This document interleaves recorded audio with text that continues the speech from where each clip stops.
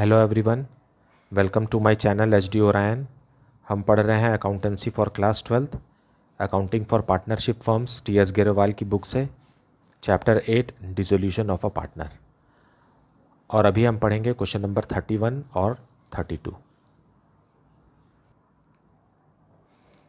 Question number 31, A B and C are in partnership sharing profits and losses in the proportion of 1/2, 1/3 and 1/6 respectively. On 31st March 2020, they decided to dissolve the partnership and the position of the firm on this date is represented by the following balance sheet. Balance sheet दिया हुआ है, उसमें liabilities की तरफ है creditors, loan by A, workman compensation reserve और capital.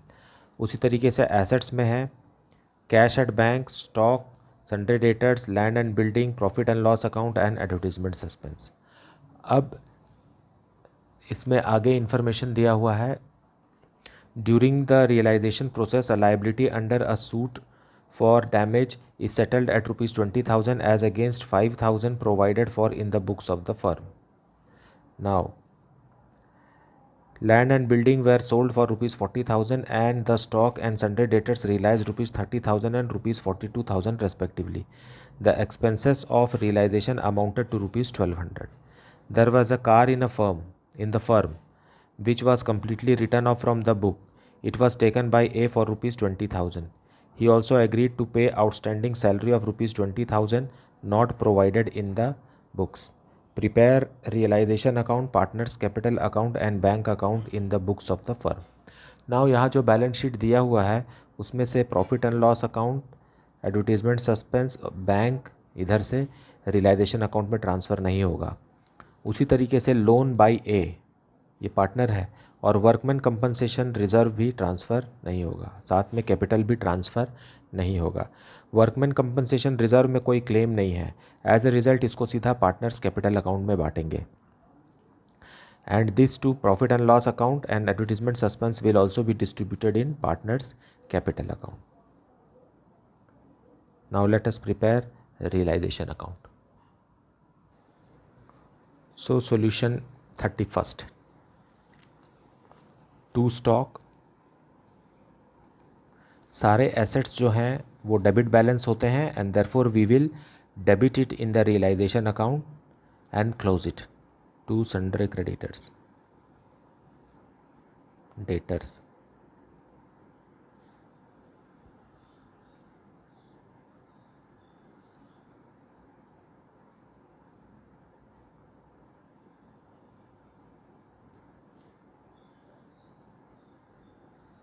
Okay, और by creditors.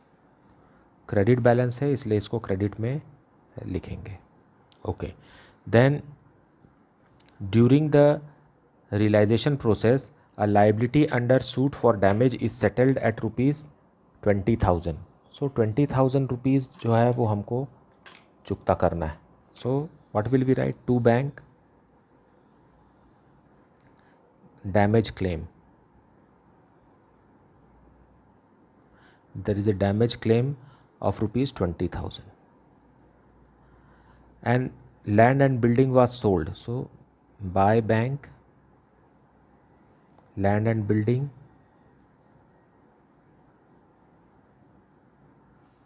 40,000, stock 30,000 and sundry debtors 42,000 and realization expenses is also there 1,200. और यहाँ लिखा है there was a unrecorded car which was taken over by unrecorded liability outstanding salary. तो इसकी कोई भी जर्नल एंट्री यहाँ नहीं होगी। Now one very important thing, this creditor. So creditors are 40,000, लेकिन उसमें से एक क्लेम था डैमेज क्लेम, यही है 5,000 rupees. So we will have to pay 35,000 rupees. Now in creditors was included a damage claim of 5,000 which was settled for rupees 20,000. So I have mentioned it separately and creditors are now reduced by 5,000 because the claim was maintained in the books for rupees 5,000. Damage claim जो है वो 5000 का book में बना के रखे थे creditors में, हालांकि उसका पेमेंट कितना होना पड़ा, 20,000 होना पड़ा, इसलिए मैंने इसे अलग से दिखा दिया और बाकी के क्रेडिटर्स को भी अलग दिखाया। सो here grand total will be 56,200 and here grand total is 1,12,000. Now there is a loss, so we will calculate. So grand total this side on the debit side is 1,78,200 and by loss on realization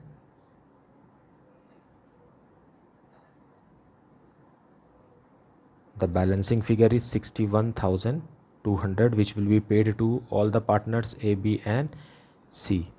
So their ratio is 1/2:1/3:1/6. If we take LCM it will come 3:2:1. So यहाँ आ गया इनका 30,600 then 20,400 and 10,200. Now we will prepare partners capital account. So by balance brought down 60,000, 40,000 and 10,000. Then balance sheet में ही दिया हुआ है by workman compensation reserve, workman compensation reserve 21,000. So profit sharing ratio में हम दे देंगे इसे.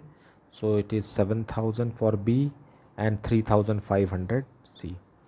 देन एसेट्स की तरफ बैलेंस शीट में प्रॉफिट एंड लॉस है जो कि लॉस है, to profit and loss is 6,000. So 3,000, 2,000 and 1,000 old ratio में and 2 advertisement suspense 15,000. So it will be how much 7,500, 5,000 and 2,500. 2 realization account 30,600, 20,400 and 10,200. That's it. Now the balancing figure will be maintained in bank account. अब जिधर भी balancing figure आएगा इधर ही आएगा शायद, to bank. now grand total for A it is 70,500. तो balancing figure is 29,400. B का ग्रैंड टोटल है 47,000 और इसका बैलेंसिंग फिगर है 19,600. नाउ सी में डेबिट बैलेंस बड़ा है, डेबिट बड़ा है, so 13,700 it is. To make it 13,700 we have to write 200 here and it is by bank. This is the balancing figure. By bank का मतलब है कि सी पैसा लेकर आएगा, सो ये ऐड होता है और इधर वाला बैंक जो है वो माइनस होता है. Now we will prepare bank account. Now bank account to balance brought down. Balance sheet में दिया हुआ है 3,000 रुपीज़. फिर रियलाइजेशन अकाउंट के क्रेडिट से डेबिट में ट्रांसफ़र होगा. Realisation account 1,12,000 and by realisation account 56,200. फिर बैलेंस शीट में ही लाइबिलिटीज़ की तरफ लोन है ए का, बाय एज लोन, पार्टनर का लोन है, इट इज़ फॉर 10,000, वो भी पेमेंट यहीं से होगा. और by capital account, by capital account of A, B and C, यहाँ से है. सी का तो नहीं है, नील है. 29,400 एंड 19,600 है, हो गया 49,000. लेकिन सी का इधर है, to C's capital account 200. Now we will check the grand total on both the sides. So the grand total is 1,15,200.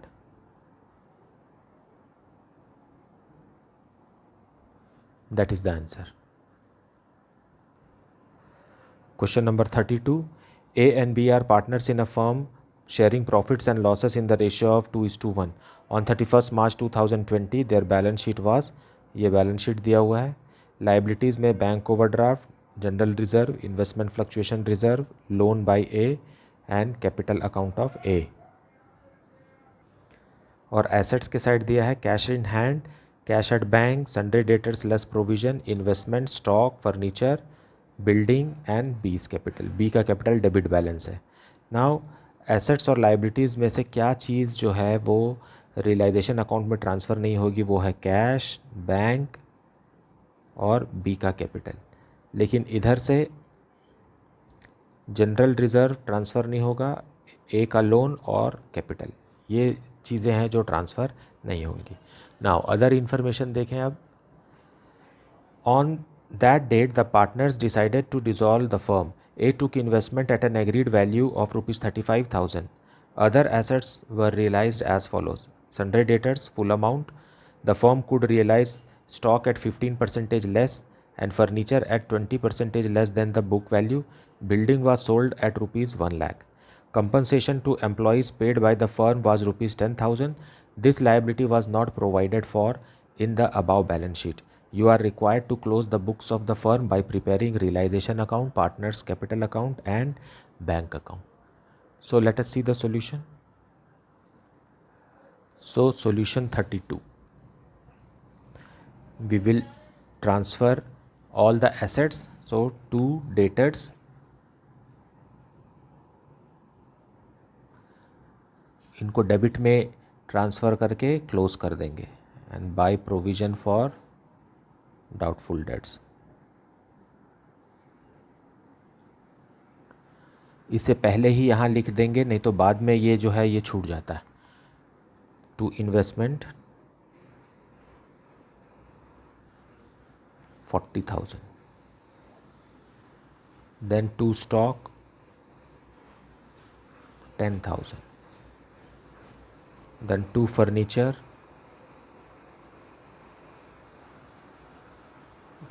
is also 10,000, then two building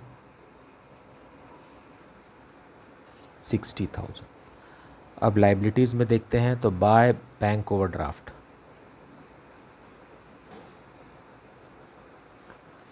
30,000, by investment fluctuation reserve 20,000। That's it. अब question में कह रहा है कि the partners decide to dissolve the firm. A took over investment at an agreed value of rupees 35,000। So we will write by A's capital account investment. A जितने में investment ले गया है उतना ही लिखना है, इसमें कोई भी कम ज़्यादा नहीं करना। हालांकि इन्वेस्टमेंट 40,000 का है, इन्वेस्टमेंट फ्लक्चुएशन रिजर्व भी है, बट अभी 35,000 में ही ले जाएगा वो। एंड बाय बैंक में जो भी सामान बिके तो डेटर्स रियलाइज्ड फुल, सो 26,000। फिर stock realise 15% less, so stock 10,000 का 15% लेस करेंगे तो 8,500। Then furniture 20% less, so 8,000। And building was sold for rupees 1 lakh. Okay, now what else. इधर आ जाइए लाइबिलिटीज़ पे करने के लिए। टू बैंक में बैंक ओडी सबसे पहले। अगर कोई जानकारी नहीं है कि लाइबिलिटीज़ को कितना पेमेंट किया है, मतलब 100% किया है, लेकिन अगर एसेट्स के बारे में कोई जानकारी नहीं है कि वो कितने में रियलाइज़ हुआ है, तो उसका मतलब है उसका वैल्यू 0 है। ये हो गया बैंक ओवरड्राफ्ट। और तो कोई लाइबिलिटी है नहीं, लेकिन क्वेश्चन में लिखा है कंपनसेशन दिए हैं हमने एम्प्लॉय को। So compensation to employee unrecorded था 10,000 रुपीज़ का। And there is no expense on realisation as such, I can't see. Okay, that's it. So here it is how much, 40,000,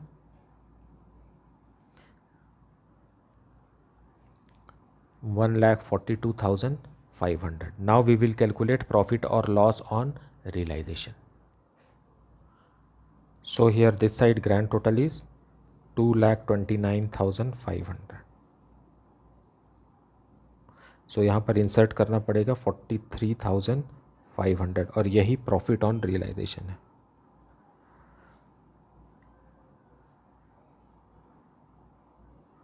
जो कि ए और बी को मिलेगा इनके रेशियो में 2:1। सो इसे ब्रेक करेंगे तो ए का आ जाएगा 29,000 एंड बी का 14,500। Now we will prepare partners capital account. So partners capital account by balance brought down, A का 50,000 और बी का डेबिट बैलेंस है जो कि एसेट में दिया हुआ है, to balance brought down it is 30,000।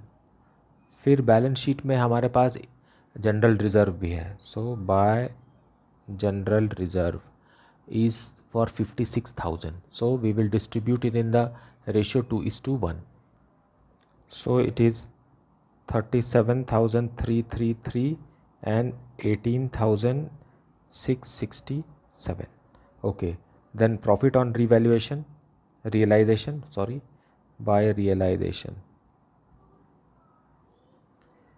29,000 and 14,500. And what else?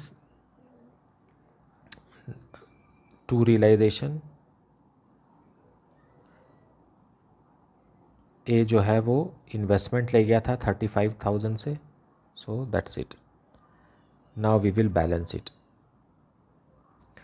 So here grand total is 1,16,333। Balancing figure to bank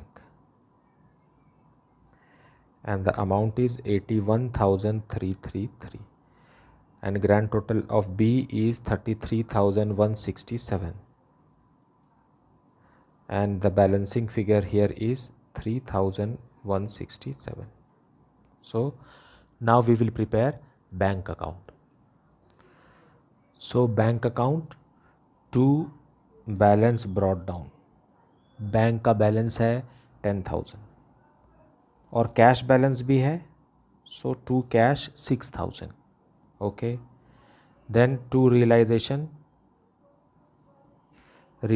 के क्रेडिट में जो बैंक लिखा है वो अमाउंट यहाँ लिखेंगे 1,42,500 and bye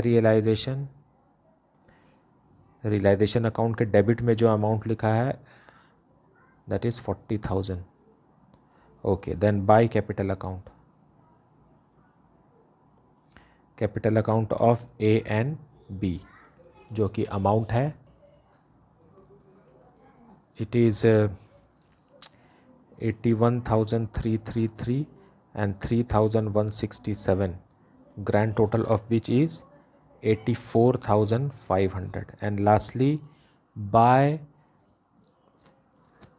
A's loan given in the balance sheet, liability side 34,000. Now we will check the total of bank account. So total is 1,58,500. So that is the solution. I hope that you are understanding the concept of the chapter very well. If you are having any doubt, you can ask it in the comment section. Please like, subscribe and share the channel. Thank you so much for watching.